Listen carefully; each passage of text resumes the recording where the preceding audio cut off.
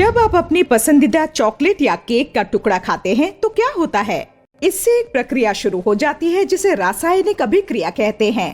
तो ये रासायनिक अभिक्रिया क्या होती है और ये कैसे होती है? रासायनिक अभिक्रियाओं में पुराने बंधों का टूटना और नए बंधों का निर्माण शामिल होता है। सामान्यतया रासायनिक अभिक्रिया को जारी रखने के लिए ऊर्जा की आपूर्ति आवश्यक होती है। ऊर्जा की आपूर्ति विद्युत, प्रकाश या ऊष्मा के रूप में की जा सकती है। रासायनिक अभिक्रिया के दौरान विविध प्रकार के परमाणुओं का पुनर्विन्यास होता है। हमारे दैनिक जीवन में होने वाली रासायनिक अभिक्रियाओं के अनेक उदाहरण हैं, जैसे भोजन का पाचन, दूध से दही बनना तथा फलों का पकना इत्यादि। श्वसन प्रक्रिया में हमारे शरीर की वायु से प्राप्त ऑक्सीजन तथा कोशिकाओं के विभिन्न कणों के बीच अभिक्रिया होती है।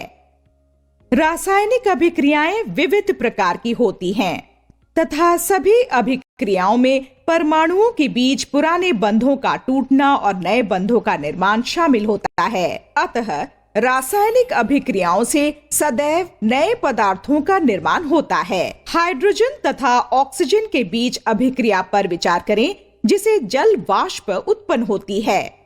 इसे निम्न प्रकार दर्शाया जाता है: 2H2 gas plus O2 gas देता है 2H2O गैस। यहाँ चिन्ह G, जो हाइड्रोजन, ऑक्सीजन तथा जल वाष्प के पास स्थित है, दर्शाता है कि वे सभी गैसीय रूप में हैं। जैसा कि आप देख सकते हैं, बाएं पक्ष में हाइड्रोजन परमाणुओं तथा ऑक्सीजन परमाणुओं की संख्या दाएं पक्ष में परमाणुओं की संख्या द्वारा संतुलित है। समीकरण उनके द्रव्यमान को भी संतुलित करता है। 2H2 अर्थात 4 हाइड्रोजन परमाणुओं का कुल द्रव्यमान 4 AMU है। O2 का कुल द्रव्यमान 32 AMU है तथा इसलिए बाएं पक्ष में कुल द्रव्यमान 4 + 32 अर्थात 36 AMU के बराबर है।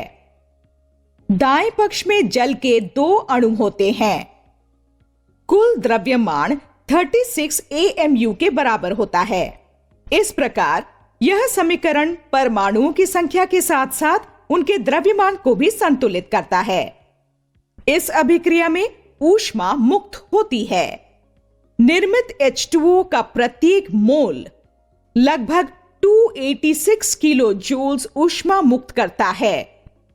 इसलिए इस अभिक्रिया में 572 किलो जूल्स वास्तविक ऊष्मा मुक्त होती है। इस प्रकार हम देख सकते हैं कि रासायनिक समीकरण परमाणुओं की संख्या, उनके संगत द्रव्यमानों, अभिकारकों तथा उत्पादों की भौतिक अवस्था तथा इसमें शामिल ऊर्जा परिवर्तन की जानकारी देता है। सारांश: रासायनिक अभिक्रियाओं में पुराने बंधों का टूटना और नए बंधों का निर्माण शामिल होता है। बंधों के निर्माण और उन्हें तोड़ने हेतु आवश्यक ऊर्जा की आपूर्ति विद्युत, प्रकाश तथा ऊष्मा के रूप में की जाती है। रासायनिक अभिक्रियाओं से सदैव नए पदार्थों का निर्माण होता है। रासायनिक समीकरण परमाणुओं की संख्या, उनके संगत द्रव्यमानों, अभिकारकों तथा उत्पादों की भौतिक अवस्था तथा इसमें शामिल ऊर्जा परिवर्तन की जानकारी देता है।